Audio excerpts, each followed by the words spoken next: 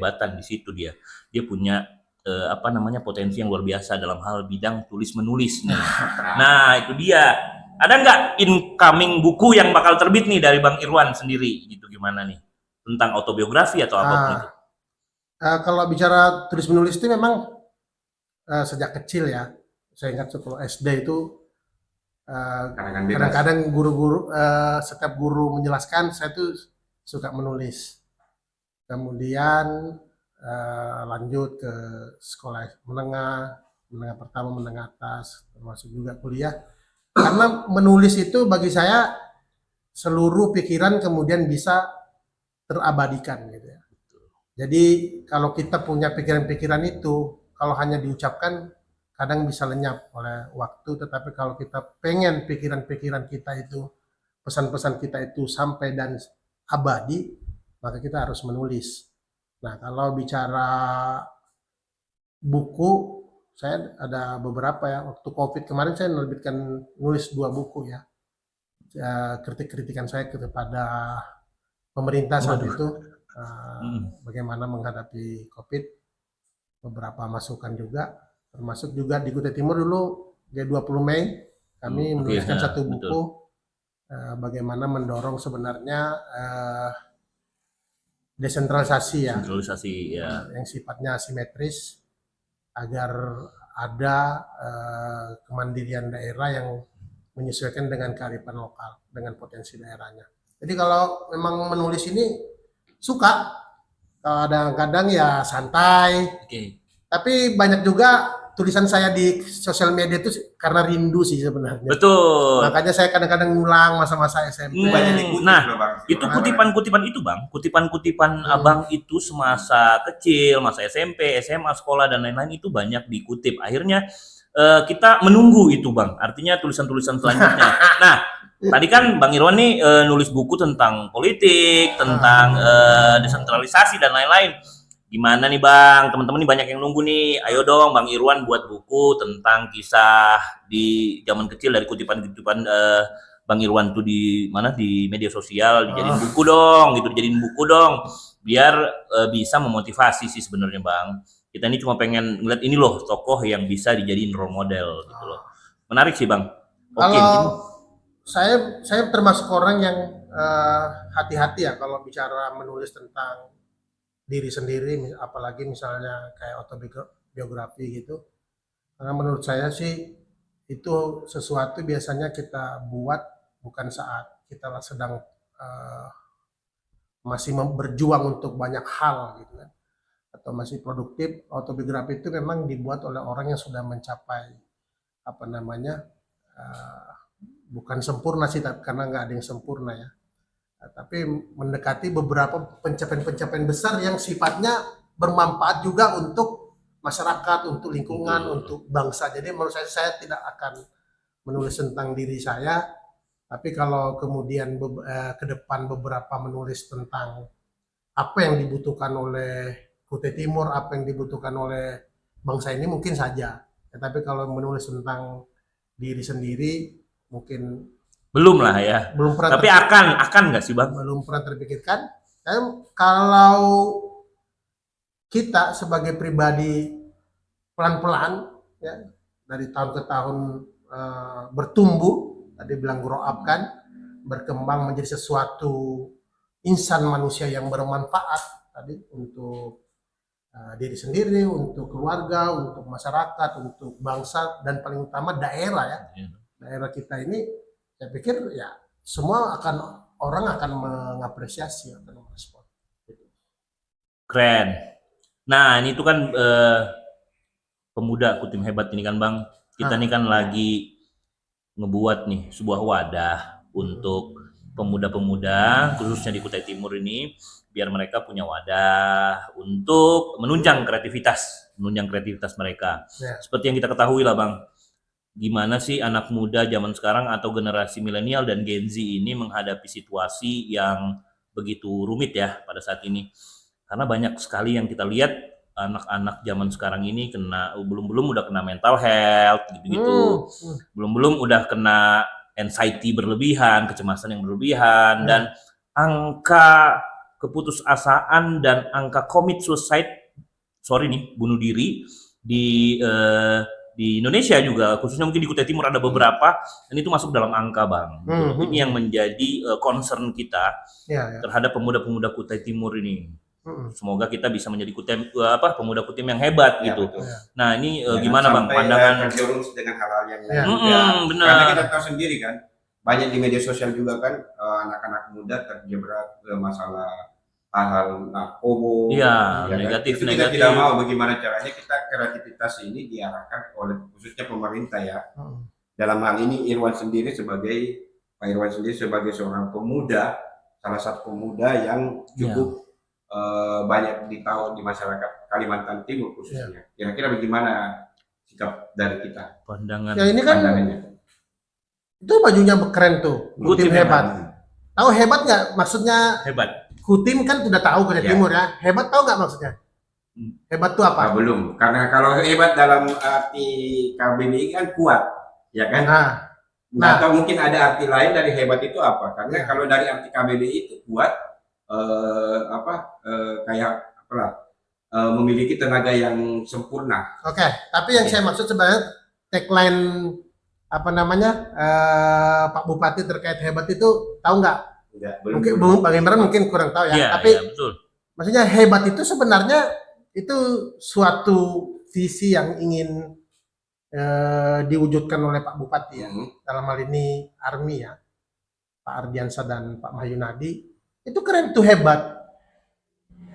Kalau mau tahu hebat itu, karena saya termasuk yang mendukung ya, hanya itu kan handal. Handal. Nah, berarti kepanjangannya. Ya, hebat itu kan handal, elaboratif, kemudian berdaya saing dan berkelanjutan. Nah, hafal gue tuh, hafal. Hafal ya. Hafal ini nggak tahu. Definisi kuat ya. Kan pengusung Army ya. Betul. Hebat itu maksudnya, jadi Pak Bupati, pasangan Army itu menaruh handal itu di pertama. Handal itu artinya kalau korelasinya dengan pengembangan sumber daya manusia. Betul. Jadi kalau kita punya sumber daya manusia yang handal, tadi hal-hal yang seperti itu sebenarnya bisa lebih dimitigasi. Gitu. Jadi memang kenapa suatu daerah kadang kemudian mengalami stagnasi bahkan kemunduran? Kalau dicek datanya, coba lihat data-data BPS statistik itu, pasti keunggulan sumber daya manusianya itu belum berkembang. Betul. Ya.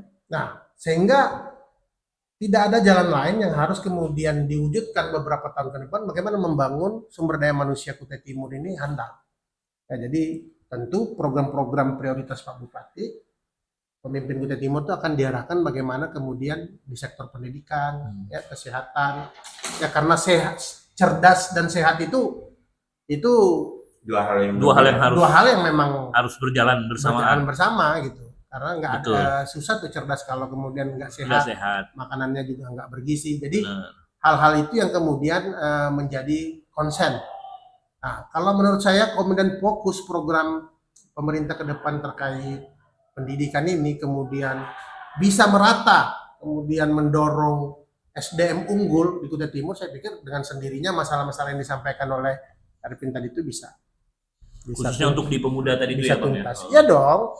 Kalau sumber daya manusianya, terutama generasi-generasi muda ya Gen Z ini, punya SDM yang unggul, itu akan hilang. Karena mereka kan menjadi generasi yang produktif, generasi yang positif, nggak gampang terpengaruh dengan lingkungan-lingkungan yang buruk dan lain-lainnya. Justru mereka akan membuat gebrakan-gebrakan, gerakan-gerakan yang kemudian produktif, yang bisa kemudian justru menambah dorongan untuk kemajuan Kutai Timur. Benar banget. Itu baru handal ya. Itu baru handal tuh. Baru handal. Ada lagi? Ya kalau saya sih yang mau diperjuangkan sebetulnya ini di Kutai Timur untuk pemuda, tenaga kerjanya, ya kan? Karena banyak yang dari luar masuk, bukan memanfaatkan dari perusahaan-perusahaan itu, ngambil dari luar. Berapa persen aja yang masuk di Kutai Timur? Yes. Ya kan?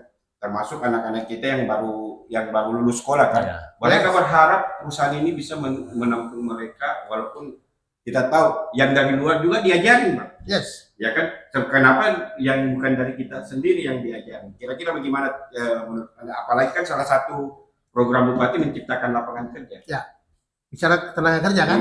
Nah itu Hmm. nyambung tuh. Betul. Tadi hebat, handalnya Betul, sudah. Itu Ya. elaboratif. Tahu nggak maksudnya elaboratif? Elaboratif itu kan pencermatan. Iya. Jadi memang pengelolaan sumber daya alam Kutai Timur itu memang harus kemudian lebih diperdalam, lebih dicermati mana sih yang kemudian menjadi hal yang penuh manfaat, bukan banyak mudaratnya ya, untuk Kutai Timur ke depan. Karena kapan kita dorong pengelolaan sumber daya alam kita lebih baik, ya, lebih positif, maka tentu kayak tenaga kerja tadi akan lebih banyak lapangan kerja yang bisa dibuka.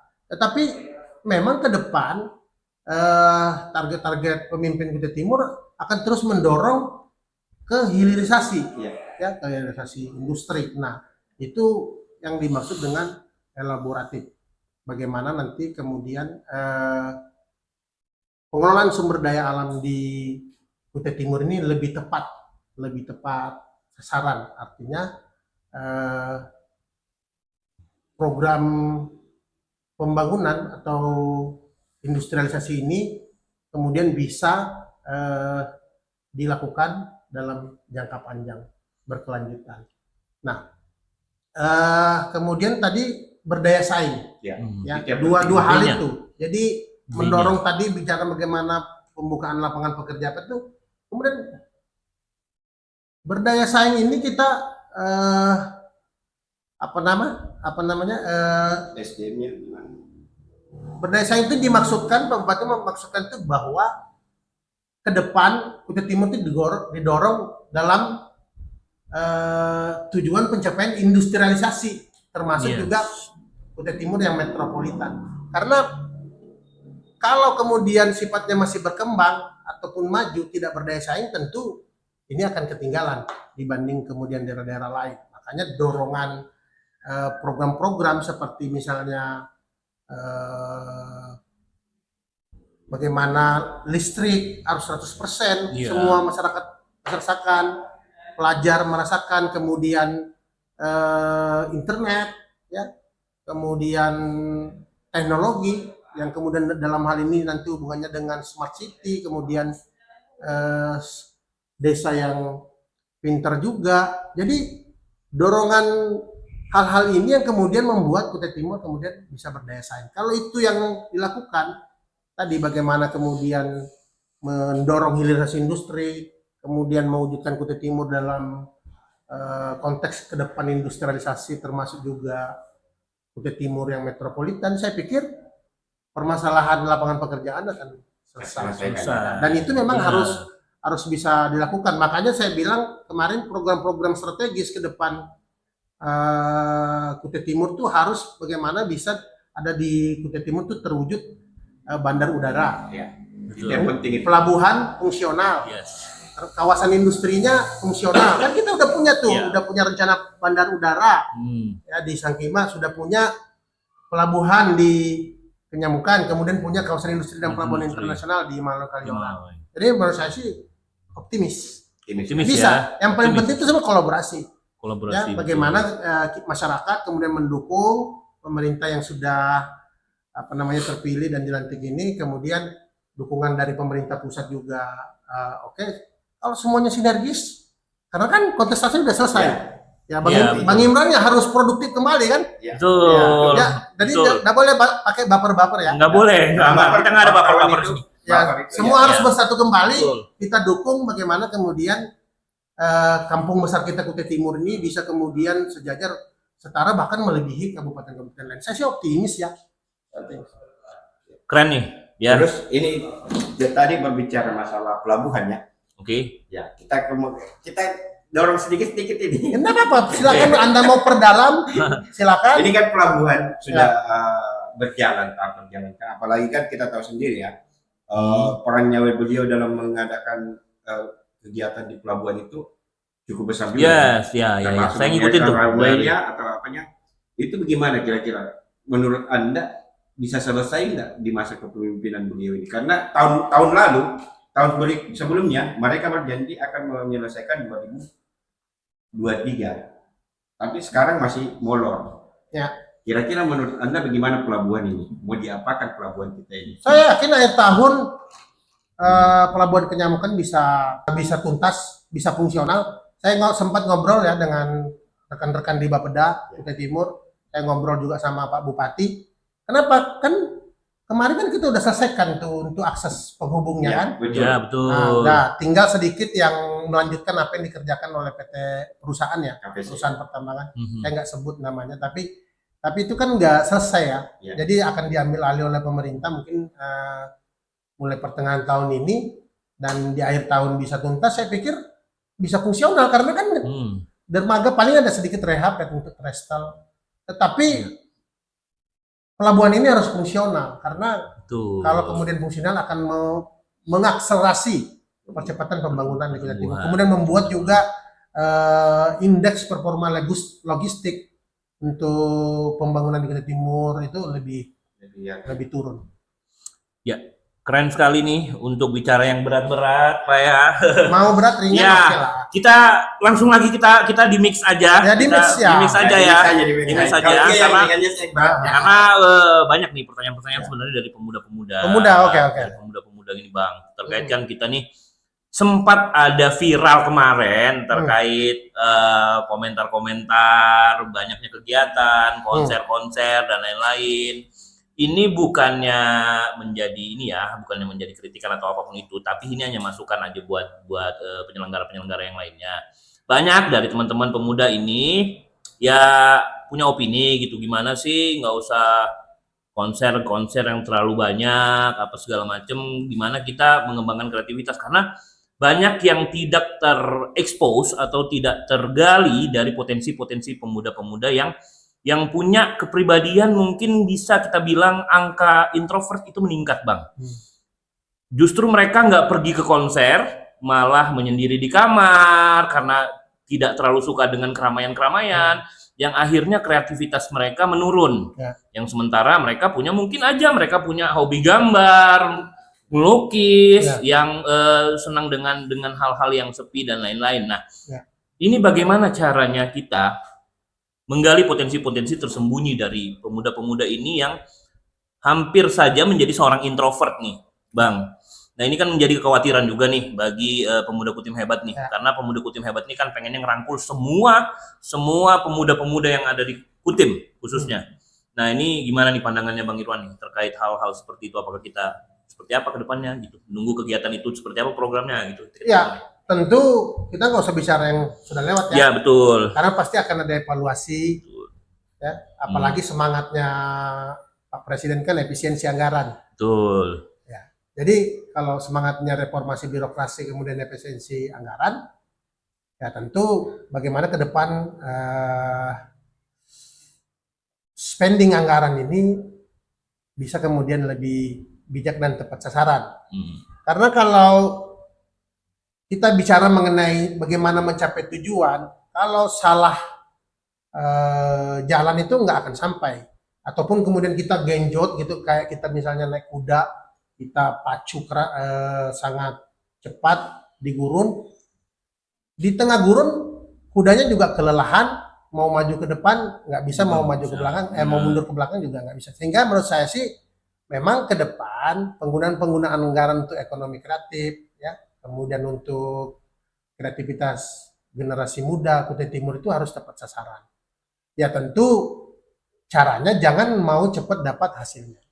Makanya di program di Handal ini ya, SDM Handal ini ya tentu harapan saya ke depan bagaimana sebenarnya menggali potensi-potensi kreativitas pemuda ini, tetapi kemudian difasilitasi. Ya tapi jangan kemudian kita tuh mau cepat dapat hasilnya. Misalnya kita akan meningkatkan UMKM, meningkatkan pariwisata ya dengan menggelontorkan anggaran ke yang sifatnya sebenarnya itu dihilir di ujung gitu. Ya biar kita habis-habiskan anggaran, kemudian datangkan artis, konser tiap malam di sini. Kalau kemudian infrastruktur kembali lagi. Kemudian fasilitas-fasilitas UMKM, ya. Kemudian saluran-saluran anak mudanya ini nggak dibuat ya nggak ada. Itu lebih kepada pengalihan isu. Ya, hiburan itu justru mengalihkan konsentrasi semua pihak, semua sektor, akhirnya kita semua yang rugi sebagai suatu masyarakat maupun pemerintah. Keren nih masukannya. Jadi ya memang segala sesuatu dia harus dimulai dari hulu dulu ya Bang ya. Diselesain dulu hulunya, baru kita selesaiin hilirnya. Gitu. Ya. Dari hulu ke hilir, benar. Nggak ada yang dari hilir ke hulu mungkin. Ada sih tapi mungkin dari hulu ke hilir dulu tapi. Ya. Ya gitu ya. Oke, selain itu banyak pemuda-pemuda kita yang berprestasi Bang di bidang pendidikan. Kemarin Ya. kita baru ada yang menang di bidang pendidikan tuh.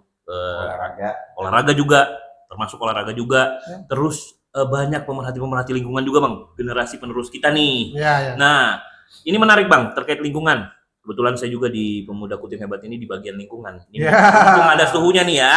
Mumpung ada suhunya kita mau langsung minta bimbingannya nih Bang terkait apa aja sih yang perlu diperhatikan dari sisi lingkungan, pendidikan, kesehatan, kemudian olahraga dan kepemudaannya. Mungkin langsung di general sih Bang ya itu, tapi ya itulah harus dispesifikasikan. Ya. Gimana tuh? Mimpi kami besar ya waktu di KNPI kita tuh besar tuh kan, ada beberapa program-program nanti mungkin akan kita coba hidupkan kembali lagi ya dengan semangat persatuan tentunya. Betul. Tetapi tadi kan sudah tuh handal, elaboratif, kemudian berdesai. Oh iya benar. Kan terakhirnya tuh berkelanjutan. Oke. Ya, berkesinambungan. Artinya program pemerintah dalam hal ini Pak Ardian sama Yunadi ke depan 5 tahun ke depan itu pasti mereka akan memikirkan bagaimana kemudian pengelolaan sumber daya alam Kutai Timur itu yang sifatnya berkelanjutan, berkesinambungan, yang memang bisa kemudian dampaknya lebih panjang lagi. Betul. Mungkin mengurangi beberapa yang sifatnya ekstraktif, tetapi kemudian mencari beberapa potensi-potensi pengelolaan sumber daya alam yang kemudian berkelanjutan, termasuk kemudian mendorong energi terbarukan. Tetapi dalam hal ini, kalau bicara lingkungan itu nggak ada pilihan. Nggak ada pilihan karena bicara bicara perintah agama, perintah konstitusi, kita itu dalam mengelola sumber daya alam, itu prinsip pertama itu adalah bagaimana lingkungan itu lestari. Jadi kan sebenarnya masyarakat sejahtera, lingkungannya lestari. Tapi masyarakat bisa sejahtera kalau kita kemudian bisa mengelola sumber daya alam kita sebesar-besar manfaatnya untuk negara, untuk masyarakat. Tetapi kan pasti akan ada dampak. Nah itu yang diminimalisir, makanya kan ada yang namanya green economy, ya, energi hijau, ada namanya blue energy, hal-hal yang lain itu yang menjadi concern, ya, bukan hanya pemerintah pusat tetapi pemerintah Kutai Timur dalam 5 tahun ke depan. Kalau kita bisa lihat berapa kali juga saya dengar statement Pak Bupati itu, beliau mungkin bersama dengan timnya akan coba merumuskan ke depan bagaimana pendapatan asli daerah ataupun kemudian mendorong pertumbuhan ekonomi Kutai Timur itu dengan mengedepankan pengelolaan sumber daya alam yang lebih sifatnya berkelanjutan. Itu untuk lingkungan. Ya kalau ini saya tambahkan lingkungan itu nggak usah bicara jauh-jauh. Nah, kita kan di Sangatta ya. Kita lihat lingkungan kita, lingkungan perkotaan kita Sangatta Utara kan rentan banget ya, rentan banjir, ya rentan mungkin penyakit karena kita juga bangunnya perkotaan Sangatta ini dari memang rawa sekunder, rawa primer.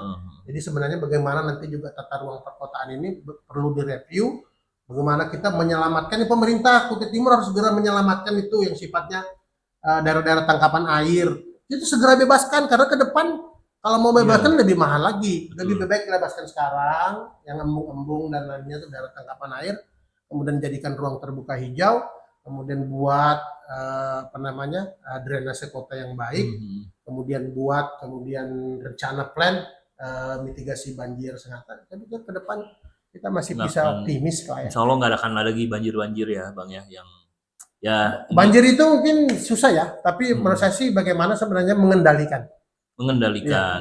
Kalau air pasang surut itu pasti tiap tahun. Bencana alam juga, kondisi alam juga, cuaca itu tidak bisa diprediksi juga Pak.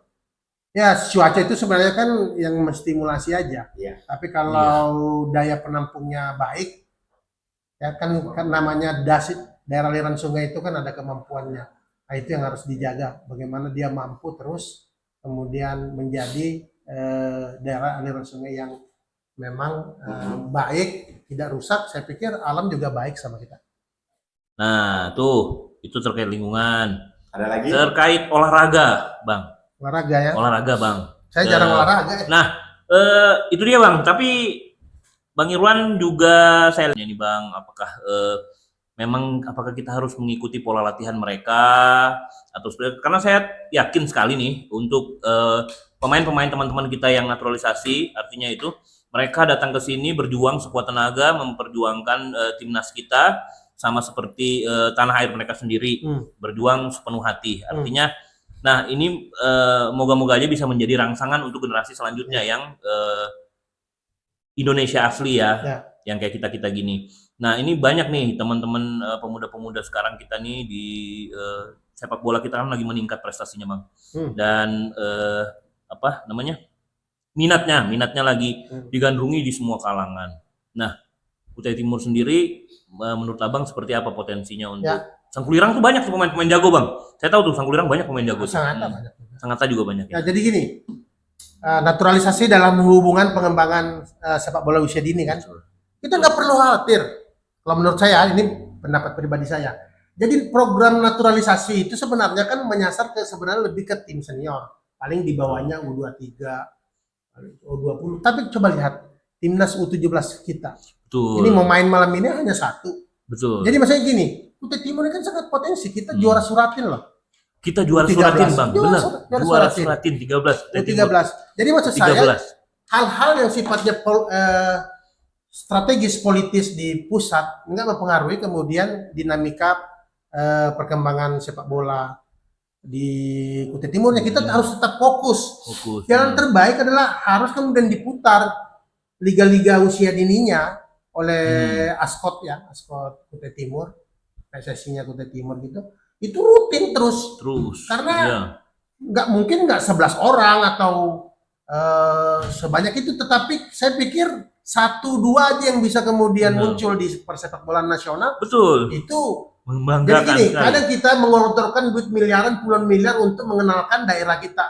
Tapi kadang-kadang hanya kemudian modal pembinaan hanya berapa miliar, kemudian satu muncul di nasional, Kutai Timur udah dikenal. Kutai Timur bakal dikenal. Nah itu untuk teman-teman ya, untuk jadi teman-teman endorsement juga tuh dari sepak bola. Betul, Bang. Tapi teman-teman muda terus kalau saya melihat juga di sepak bola ini ya, Bung Irwan Pejo, pemerintah ini khususnya pemerintah daerah ya setengah-setengah dalam melakukan pembinaan sepak bola. Iya, nggak apa-apa, anak kritis. Bagi mereka pemerintah ini aja ya. Pemerintah sebelumnya bahkan apa tadi setengah-setengah? Ya setengah-setengah. Artinya kan kita tahu sendiri sepak bola ini sudah menjadi industri, bukan seperti dulu lagi. Harusnya disupport penuh untuk menciptakan sebuah kompetisi yang sehat.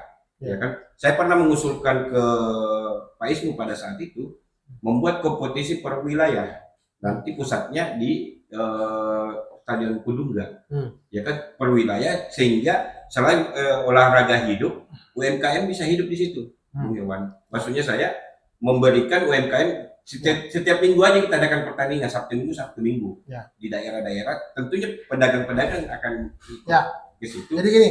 Kalau menurut Anda program pemerintah saat ini sampai sejauh mana menurut Anda? Maksud pikir pemerintahan Kutai Timur dari dulu gila bola kok. Iya, gila bola. Artinya kita punya stadion yang representatif.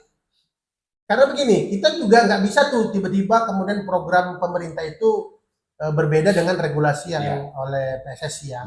Sebenarnya kan tinggal komunikasi yang baik Askot dengan PSSI termasuk Tapi itu biasanya sinkron. Kita harus optimis Bang Imran. Kalau kita mendorong sesuatu yang positif ke depan, kita dimulai dengan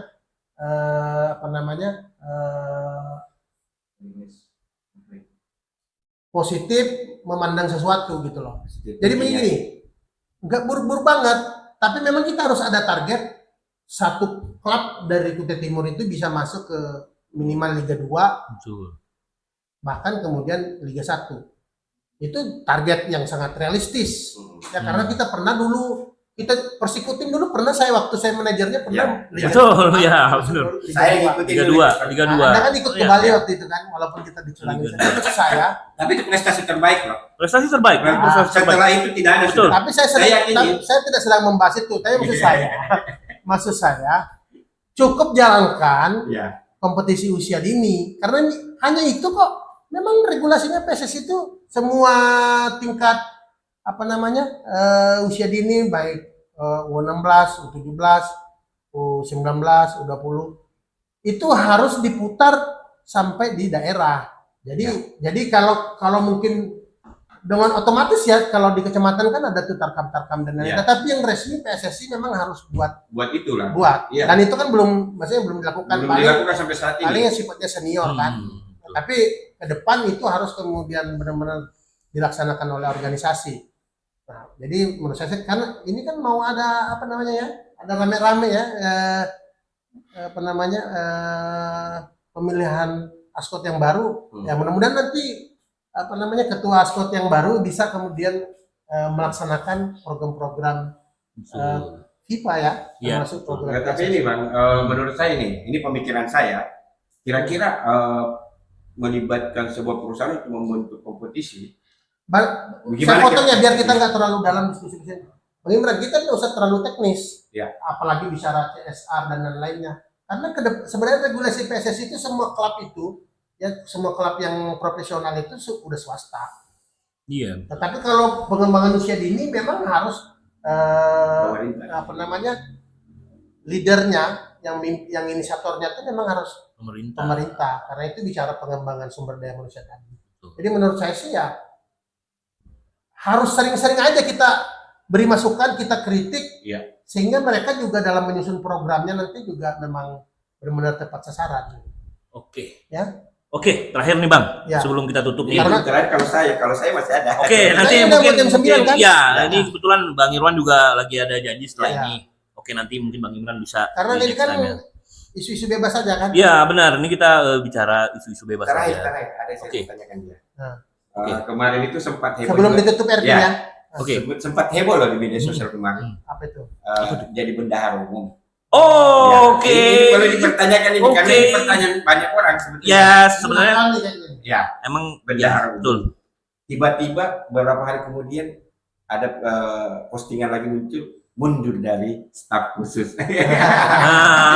Alasannya mundur ini Bang, karena sebetulnya bisa dijalankan berdua kan. Kalau kita memang secara undang-undang masih sah lah. Ya sah lah. Nggak ada yang melarang.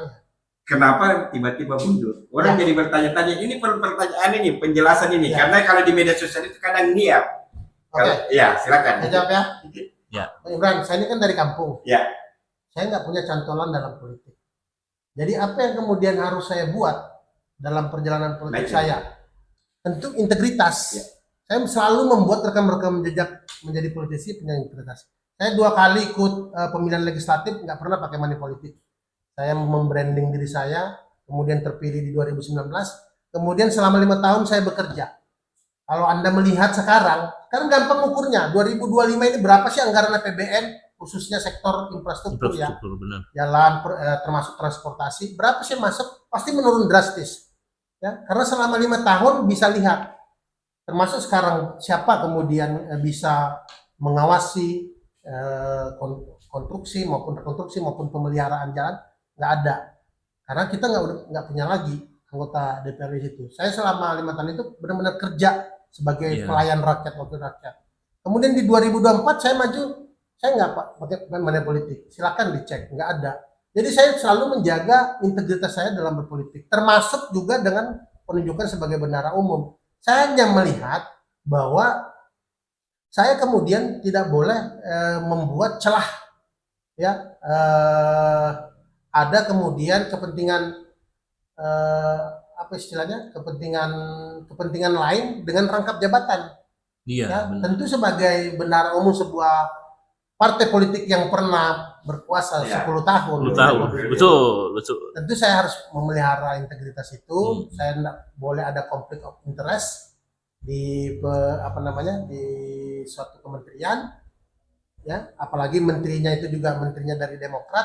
Ya, jadi pengumuman sore ini, besoknya saya langsung Mengundurkan diri ya. memasukkan surat pengunduran diri. Jadi jawabannya seperti itu, saya masih punya integritas karena saya ingin nanti tulisan-tulisan terkait rekam jejak politik saya juga dipenuhi dengan hal-hal positif gitu. Oh, gitu. Yang tentu Sudah dapat. tidak usah menginspirasi bangsa ini, saya hanya ingin menginspirasi generasi-generasi muda dari Kutai Timur, dari Sangatta, dari Sangkulirang, dari Wahau, dari Muara Bengkal dan seluruh Kutai Timur dan juga Kaltim pada umumnya, bahwa siapapun dari kita, dari manapun asal kita, selalu saja ada ruang untuk mengabdi pada bangsa yang besar ini selama kita punya gagasan, punya ide, kreativitas, dan yang paling penting kalau dalam sebuah partai politik atau dalam dunia politik itu kita harus punya kesetiaan, Bang Imran.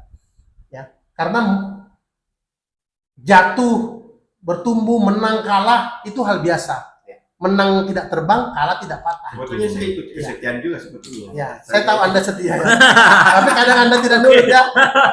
Kemarin saya sudah bilang, Imran ikutin saya. Tapi Anda ya. Betul. Tapi nggak apa-apa.